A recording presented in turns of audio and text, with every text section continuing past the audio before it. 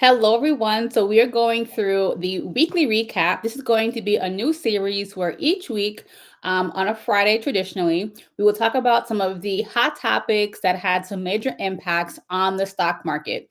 So, as I'm going through today's live, if you have any suggestions of what I can add to this series, feel free to put that in the comment section down below. I am also going to post this on my page as well. So, the biggest topic this week, of course, tariffs, right? We've been having this tariff conversation since January, and it has been one big roller coaster. Yes, we're imposing tariffs. No, we're not, and we're playing like this big game of chicken, and it's definitely impacting the stock market. So, in case you have not been following or you kind of lost track of where we are, I will kind of go through a recap of what has happened this week. So we know there was a pause previously on the tariffs on goods imported to the US from both Canada and Mexico. There was a 30-day pause, which was set to expire on March 3rd. So on March 4th, meaning America was going to begin implementing tariffs on goods from both countries.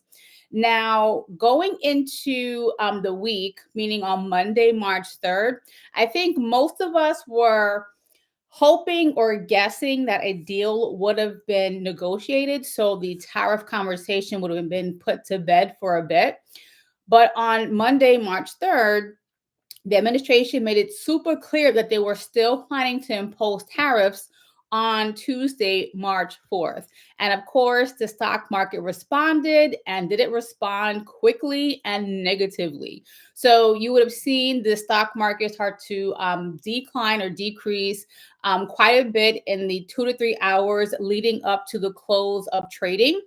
And then going into the beginning of the trading day on March 4th, the stock markets all continued to decline significantly. And so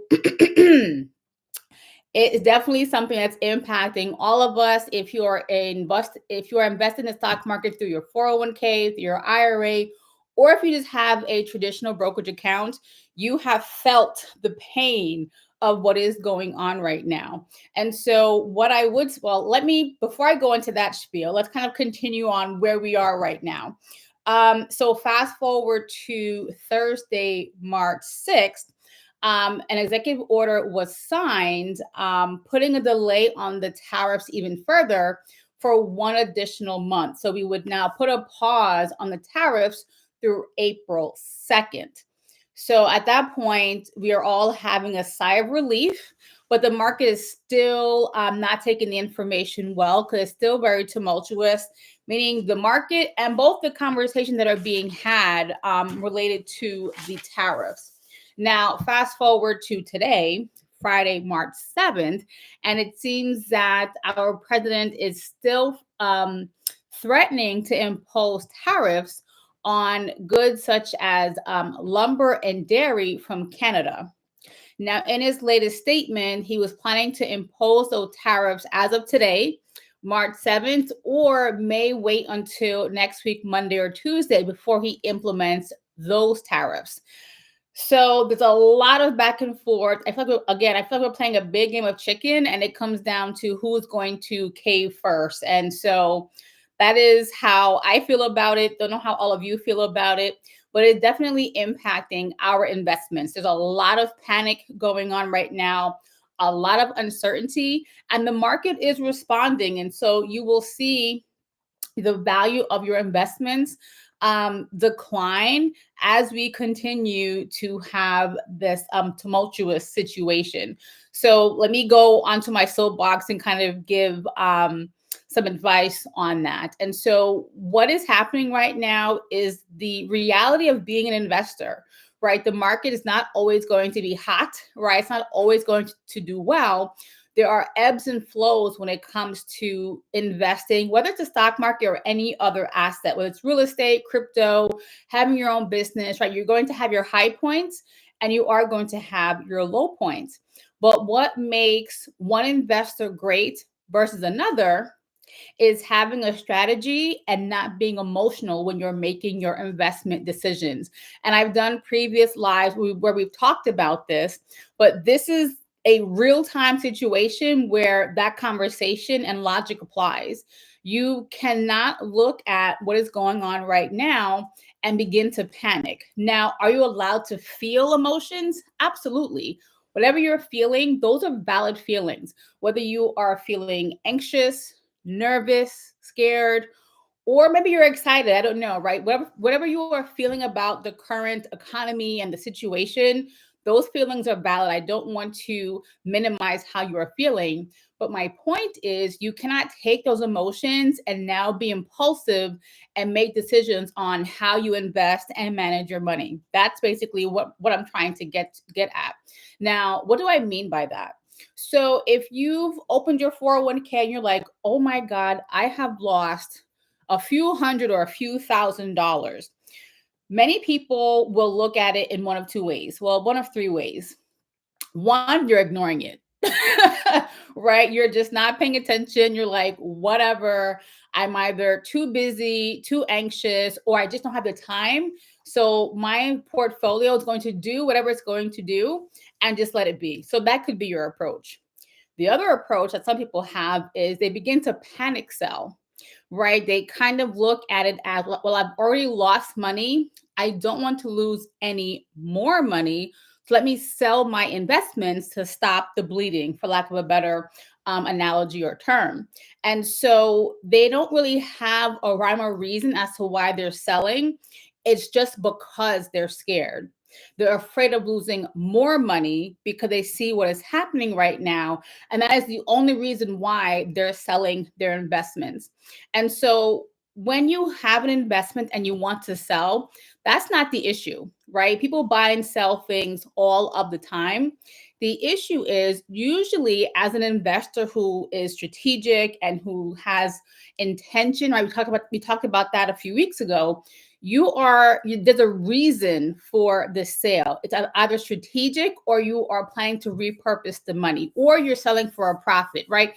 There's reason behind it. So you've sat down and logically have made this decision based on a few reasons or metrics, right? So it could be I'm divesting because I need additional cash to invest this money somewhere else, right?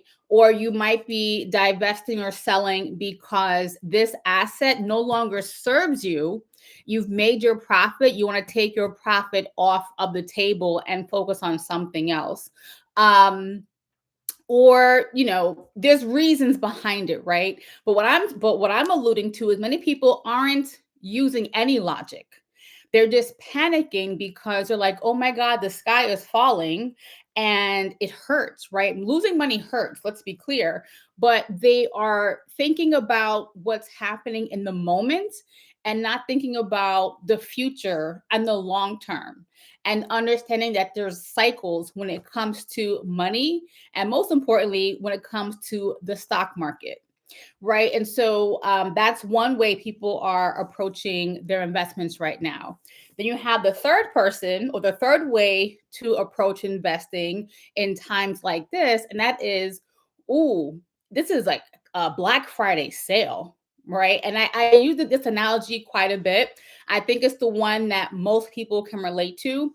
So when I say a Black Friday sales, let me kind of explain what that actually means. So when we have, well, traditionally, we think about Black Friday back in the day.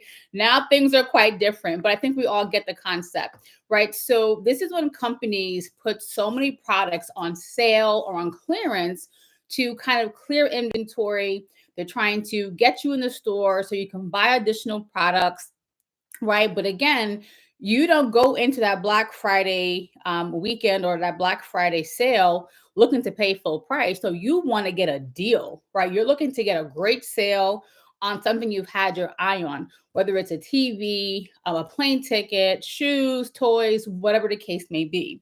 So when the stock market takes a turn, you can look at that as a Black Friday sale, right? Stocks are now at a discount. They've decreased in value either a little bit or a lot.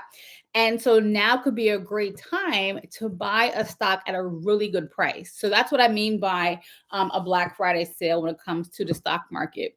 And so, but in order for you to take advantage of that, you have to, one, be paying attention to the market, but two, investing with intention, right? So you have a few companies that you're looking at and you're like, okay, things are tough right now, but I believe these companies are going to rebound. And you have your reasons, right? You've done your research or you're guessing, either or, but there's intention and there's a reason behind why you're investing in these handful of companies. So to give a good example, let's kind of go back to COVID. And back in February, March of 2020, the stock market tanked, right? The sky was falling. We were in a pandemic. We were having shutdowns. Things were really bad. But at that time, stocks were really cheap. And if you were a smart investor, you were investing in these companies because, again, the stocks were on sale. And if you held on to those stocks from 2020 through now, many of them have increased in value quite a bit. But, unfortunately, human nature or the way we've been conditioned, I'm not sure what it is, we tend to only want to buy or invest when the stock market is hot, when the stock market is doing well. When things are in the green, people become more excited about the stock market because things are up. So they figure it's going to continue to go up. So now I feel confident about buying into the market, which is kind of crazy when you think about it because you're paying a premium price for stocks at that time. Now, am I saying you shouldn't invest when the market is up? No, I'm not saying that. But when the market is down, why wouldn't you think of investing in some certain companies? Because now the stocks are at a really good price. And history shows us that the stock market eventually does rebound. Now, the when and the timing, that of course we can't predict. But looking at the way the market has traditionally behaved, what goes down, well, I say what goes up must come down, but the opposite is true as well, right? And so you have to kind of switch your way of thinking and your mindset. When things are bad, that could be a great opportunity to buy, right? Think about the housing market when we had the crash in 2008. People were losing their homes left and right. Their values of home had dropped significantly. But the people who had the funds and who had the foresight to see that this is only temporary, they were able to invest in the housing market at a steal. They were getting homes at significantly discounted prices. And because they had the confidence and, again, the foresight to know that the market eventually will rebound, those individuals have made money hand over fist because they're willing to, I shouldn't say take a chance, because they're making educated guesses when they're doing these things, but they're doing the opposite of what everyone else is doing. While everyone else is losing their homes and panicking and selling, they're investing and they're just holding out for when things rebound. So when it comes to the stock market, regardless of where you are in your journey or how long or how much money you have in the market, you have to kind of approach it in the same fashion, in that you're not panicking, you're making decisions based on logic. Right now, I've worked in finance for over 18 years. And when we are in the boardroom or having these finance conversations, no one cares about your feelings, right? The emotions don't matter. What matters is the data and what do the numbers tell us, and how can we make our next decision based on the numbers? What do the numbers tell you?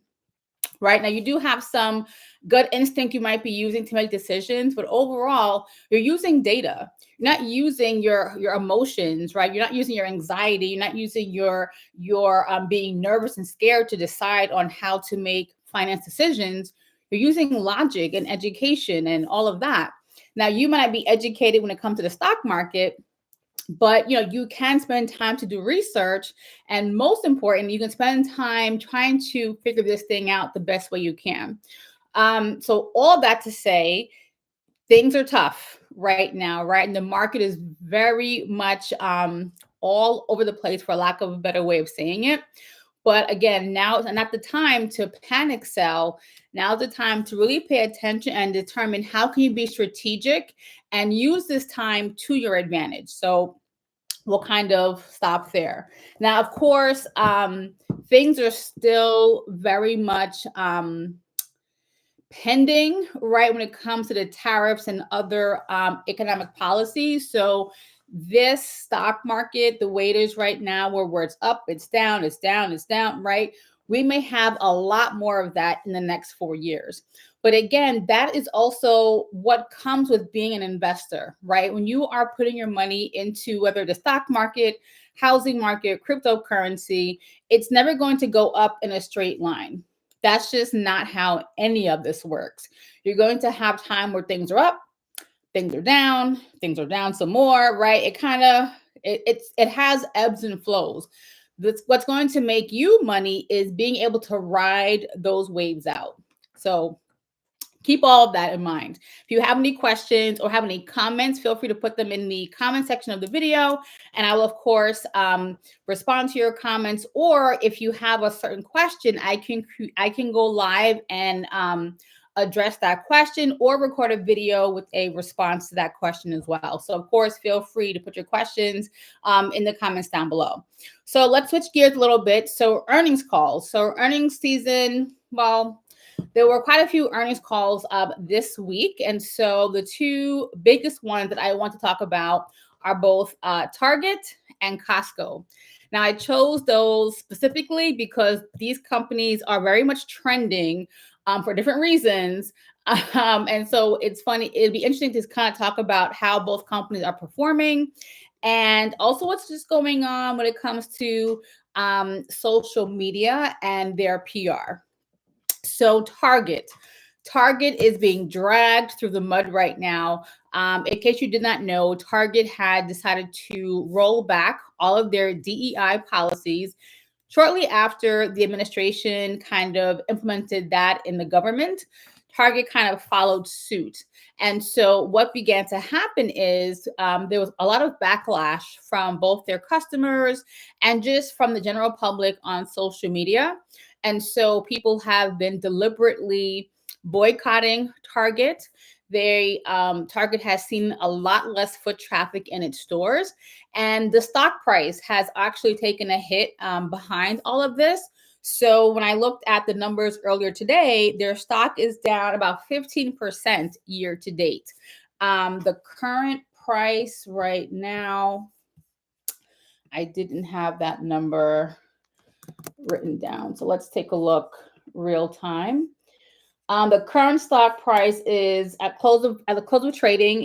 It's $115.08. The overall stock price is down 15% year to date, and there's a lot more backlash to be had. There's a lot more boycotting going on, and they are beginning to feel it in their stores. And so it'll be interesting to see what their earnings call is going to reflect next go around. And just for some insight, so Target's earnings call that happened this week was a full year update. So their fiscal year runs from February to January, which is quite different from what you might be used to. They don't go off of the calendar year, which is January to December. Again, their fiscal year goes from February to January, which is why the earnings call that happened this week is a full year update. Okay, so in that update, they did mention that net sales are down about 1% year over year. Operating income is also down 2.5% as well. Now, they definitely spun their earnings call to really focus on future, go forward, what they plan to do to fix things in the future. And they really didn't want to address too much. They didn't want to really address what's going on with the backlash on social media. So I thought that was pretty interesting as well. So Costco now, which kind of is on the opposite side of this social media backlash, Costco has decided to maintain and further enhance their DEI policies. And so, of course, the public has taken that as a great sign. And in that, they believe that they want to support Costco more than they want to support Target. And so people are running out to get Costco memberships. They're talking more about Costco online. And so this is, of course, good for Costco. Now, Costco's earnings call this week was a Q2 earnings because their fiscal calendar also runs kind of weird. It runs from September to August.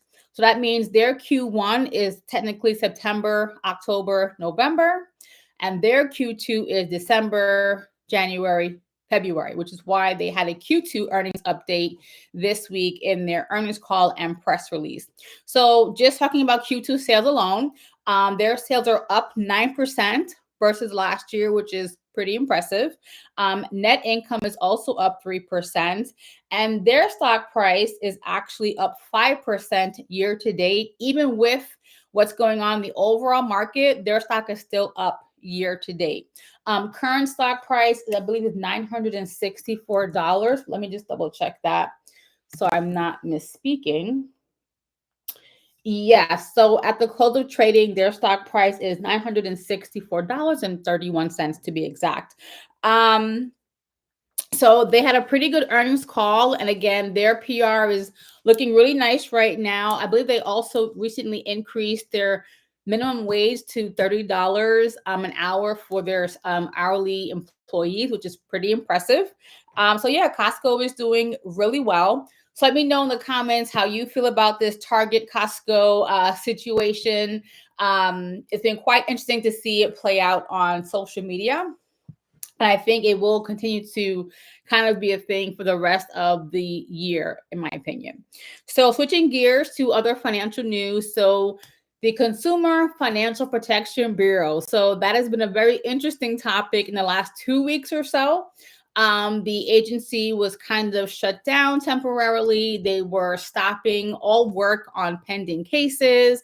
And so what has now come out of that is they are canceling or no longer pursuing lawsuits that were pending against certain companies. The two biggest lawsuits that come to mind are the lawsuits against Capital One and Zelle. So just to do a quick recap of what those lawsuits were about, Capital One was being sued over their 360 savings accounts. The CFPB was accusing Capital One of basically cheating customers out of about $2 billion of interest payments. They were claiming that they had two different accounts, the 360 savings and the 360 performance savings.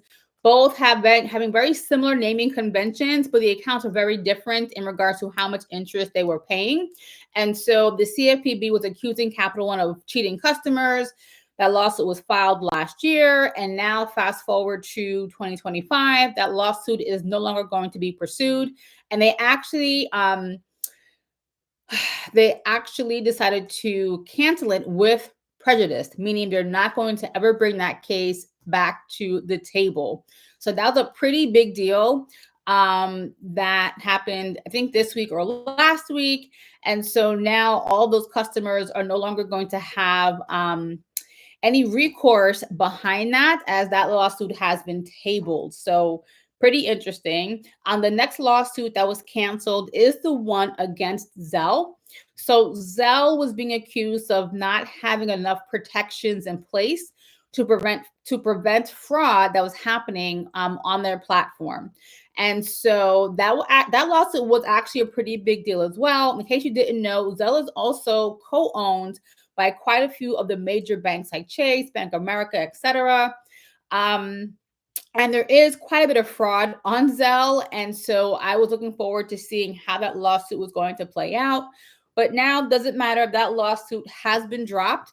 And so, there's no longer anything going on with that.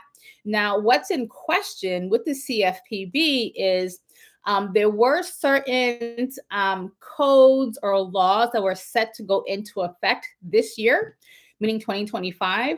And now, at least for myself, I'm not sure if those are still going to be put into effect. So the big one that I can think of right in this moment is the one around medical debts.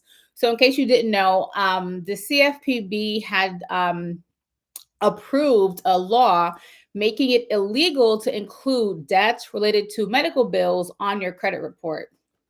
And so that was finalized, I want to say, in January of 2025, and it was set to go into effect March 2025, I think March 17th or something like that. And so all of the credit bureaus, right, they were set to begin deleting those debts. debts from the credit reports of all American consumers. But as of right now, I personally am not sure if that's still going into effect, if there's any uh if there's any what's the word I'm looking for? Um I don't know if they're going to block that new law, essentially, is what I'm getting at. So I'm, of course, keeping my eye on that. As I know more about that, I'll, of course, keep you guys posted. But that one was set to be a pretty big deal. They were claiming that this would help about 15 million Americans who have lots of medical debt in their credit reports. And the CFPB had also completed a study that showed that people who had debts or collections related to medical bills, it didn't mean that they were bad financially. They were still paying their other bills. It's just that the medical debts either were crippling or they just couldn't pay them. And so that's why they were on the credit reports. And some didn't even know that they had those bills on their credit reports either. So a lot of studies had gone into that. A lot of work had gone into that. And so I know a lot of people were looking forward to that going into effect, but now we are not sure. So, of course, as I mentioned before, as I know more, I will let you know. But the last major thing I wanted to cover during this live are the major layoffs happening this month. So I saw a few articles mentioning that over 100 companies were going to have layoffs this month. Companies like FedEx, Intel, Macy's, who's also closing 66 stores, by the way, just FYI, and Walgreens, and the list goes on and on. And actually, there's a website you can go to. Let me see if I can find it.